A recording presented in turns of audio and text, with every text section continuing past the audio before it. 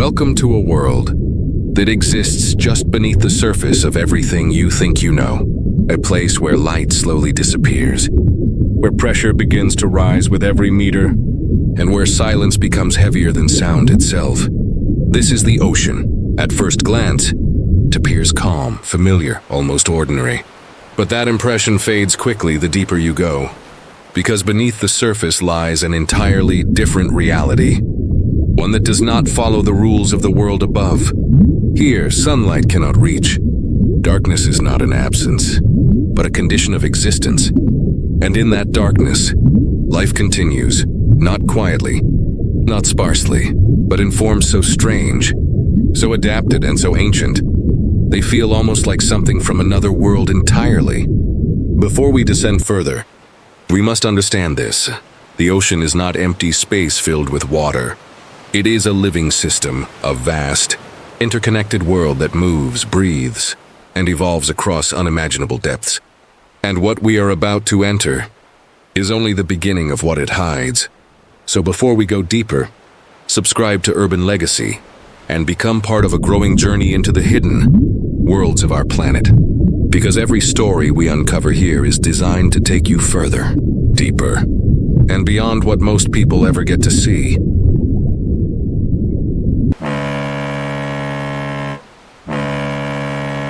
The ocean covers more than 70% of the Earth's surface, a single continuous body of water that wraps around every continent, shaping weather, climate, and life itself. From above, it looks unified, connected, almost complete, but from within, it tells a very different story. Because despite its scale, the ocean remains one of the least explored environments on the planet. We have mapped the surface of Mars in greater detail than the deepest parts of our own oceans, and that reality changes everything. What we think we know is only the surface layer. Beneath it lies a world divided into zones of light, shadow, and absolute darkness, each one shaped by pressure, temperature, and time. And in each layer, life exists in ways that defy expectation. Near the surface, sunlight fuels vast ecosystems, moving schools of fish, drifting plankton, and massive predators that follow ancient migration routes across entire oceans. But as light fades, so does familiarity. In the deeper zones, visibility disappears completely. Sound becomes the primary language of survival. Movement slows. Energy becomes precious. And in the deepest regions where pressure is extreme and temperatures approach freezing, the ocean transforms into a silent, crushing environment where only the most adapted forms of life can survive. Yet life does survive, from glowing creatures that create their own light, to drifting organisms that move with currents rather than against them, to predators engineered by evolution for efficiency in darkness. The ocean is not a single ecosystem. It is a stacked world of environments, each one more extreme than the last. And every layer holds species that have learned not just to exist there, but to belong there.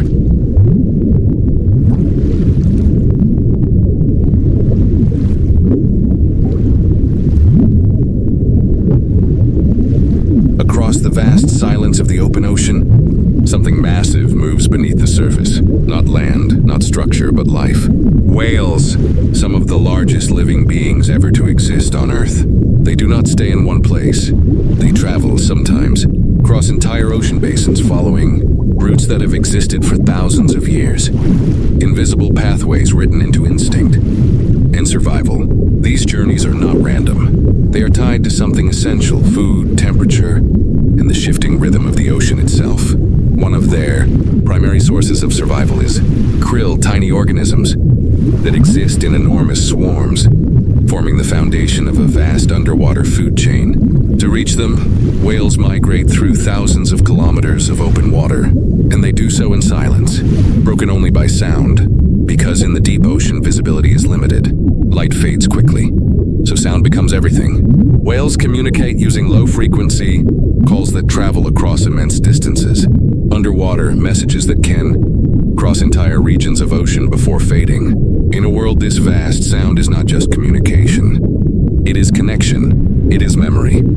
It is navigation. And beyond communication, whales also show something even more remarkable: structure. They travel in patterns, in groups, in coordinated movement that suggests awareness not just of direction, but of each other. Yet despite their size and strength, their survival depends on something fragile, the balance of the ocean itself. Temperature changes, shifting currents, declining food sources. Even the largest creatures on Earth are not separate from the system they move through. They are part of it. And when they move, they reveal something important. The ocean is not empty space. It is a living network. And the giants of the sea are not just passing through it. They are reading it.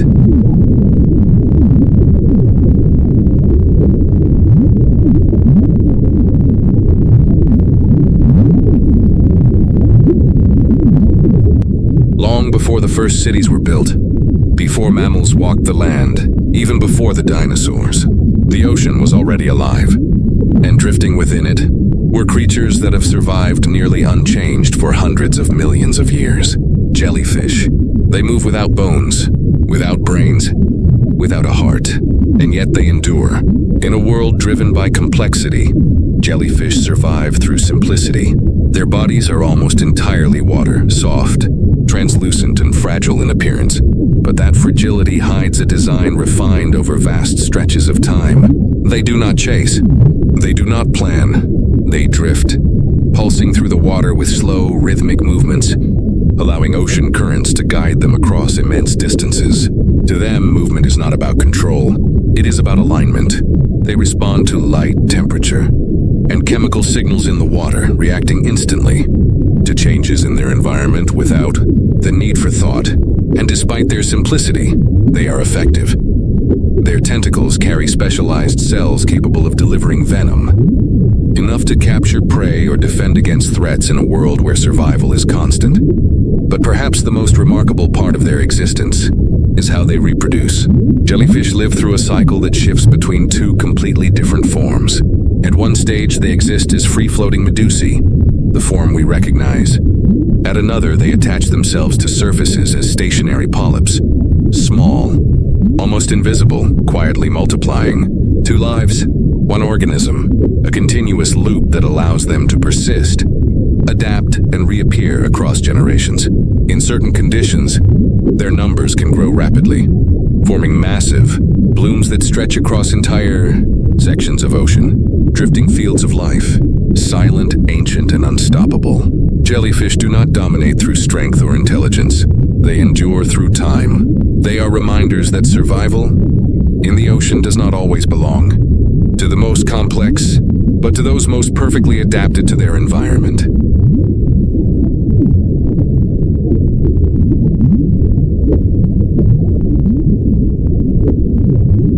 Beyond a certain depth, the last traces of sunlight disappear. There is no dawn here, no horizon, no sky, only darkness. A darkness so complete, it becomes permanent.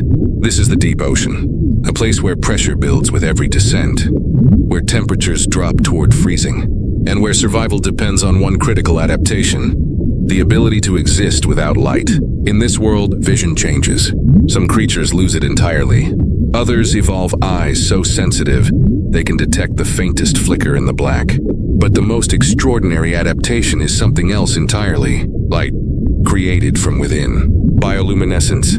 In the deep ocean, many species generate their own light through chemical reactions inside their bodies. Soft blue glows, sudden flashes, pulsing signals in the darkness. This light is not for beauty, it is survival. Some use it to hunt, luring prey closer with glowing patterns that mimic food or movement.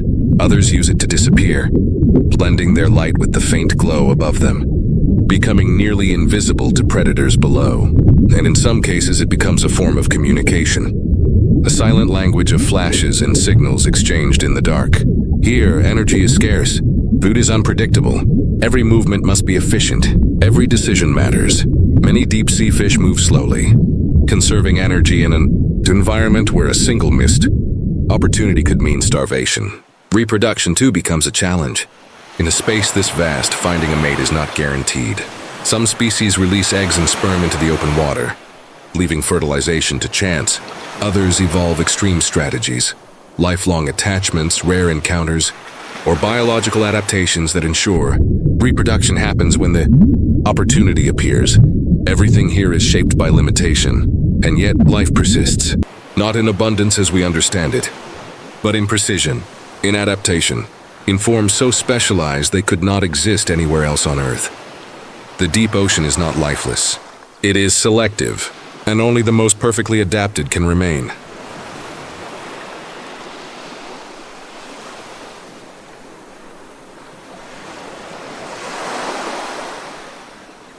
In the darkness of the open ocean, not everything drifts.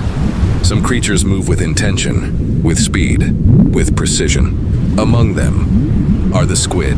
They are not the largest predators of the ocean, but they are among the most efficient, built for movement. Squid navigate the water using jet propulsion, forcing water through their bodies to launch forward in sudden, controlled bursts. It is a form of motion that is both powerful and unpredictable. In a world where hesitation can mean death, speed becomes survival. But what makes squid truly remarkable is not just how they move, it is how they think. Unlike many ocean creatures, squid possess highly developed nervous systems. They react quickly, adapt instantly, and respond to their environment with a level of awareness rarely seen in the deep. They are hunters. In the darkness, they rely on more than just vision. Their bodies are equipped with specialized skin cells that allow them to change color, pattern, and even texture in an instant. A sudden flash, a ripple of color, then nothing, gone. Camouflage in the deep ocean is not just about blending in. It is about becoming invisible in a place where there is nothing to hide behind. Some squid take this even further. In deeper regions where light does not exist, certain species produce their own bioluminescent displays, using light not just to hunt, but to confuse, distract, or escape. Others remain almost entirely unknown, rarely seen, barely understood, living in depths where observation is nearly impossible. And yet, despite their intelligence and speed, squid are not invincible. They are both predator and prey. Hunted by larger creatures, including whales, they exist within the same balance that governs all ocean life. To survive here is not about dominance. It is about adaptation, precision, timing. In the deep ocean, the line between hunter and hunted is never fixed. It shifts constantly, and in that shifting darkness, the squid remains one of its most elusive shadows.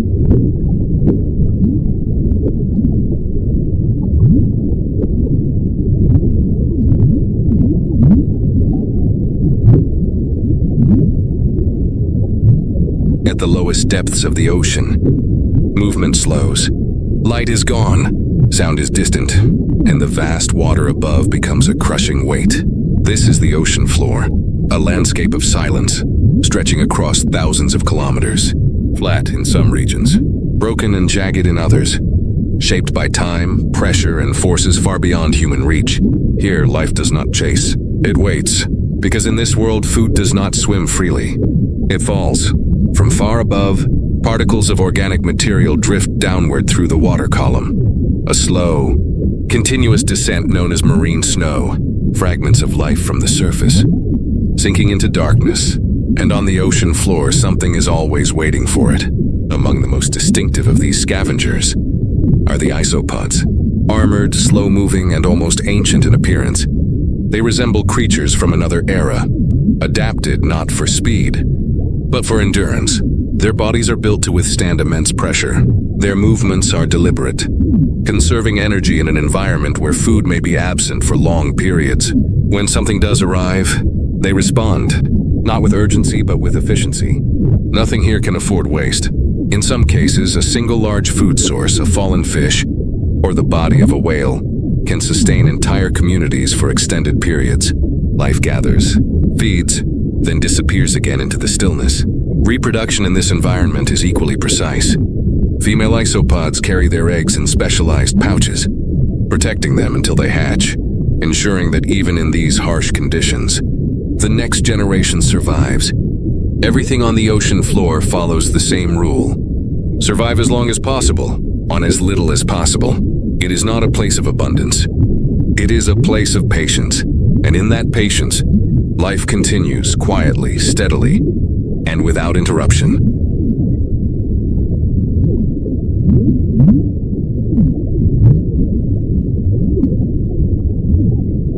Beneath the giants, beyond the predators, below even the scavengers of the ocean floor, there exists something far smaller, something almost invisible, and yet without it, none of this would exist. Microorganisms. They are not seen, they are not heard, but they are everywhere. From the sunlit surface waters, to the deepest trenches, to the edges of hydrothermal vents where temperatures and chemicals would destroy most known life. They survive, and more than that, they sustain. These microscopic forms of life create the foundation of the entire ocean ecosystem. They produce energy, they recycle nutrients, they support the food chains that reach all the way up to the largest creatures on Earth. In the upper layers of the ocean, certain microorganisms use sunlight to generate energy, forming the very base of marine life. But deeper down, where sunlight never reaches, others rely on chemical processes instead.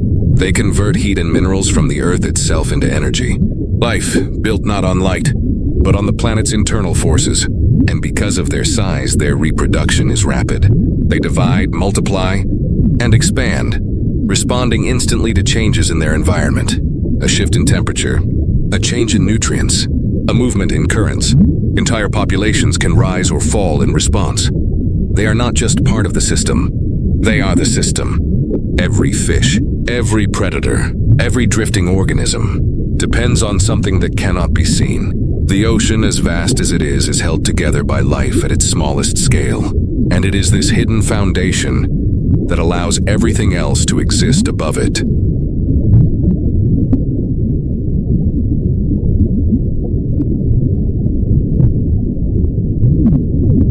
The ocean is not just a body of water surrounding continents.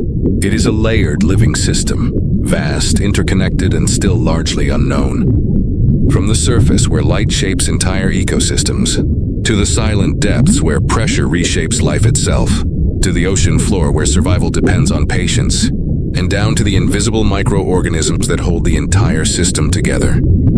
Everything is connected.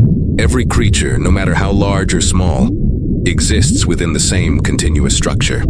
A system that has been operating long before human history began, and will continue long after it. And yet, despite all we have learned, explored, and mapped, we have only seen a fraction of it. More than 70% of our planet remains covered by this world, and most of it is still beyond direct human understanding. We send machines into space to study distant planets, while the deepest parts of our own Earth remain largely unexplored. The ocean does not reveal itself easily. It hides its scale, its complexity, and its life in layers of darkness and pressure that challenge every attempt to reach it. And the deeper we go, the clearer one truth becomes. The ocean is not empty space filled with water. It is a world of its own. A world still unfolding, still revealing, still waiting. And perhaps the greatest mystery is not what we have discovered, but what still remains unseen beneath the surface.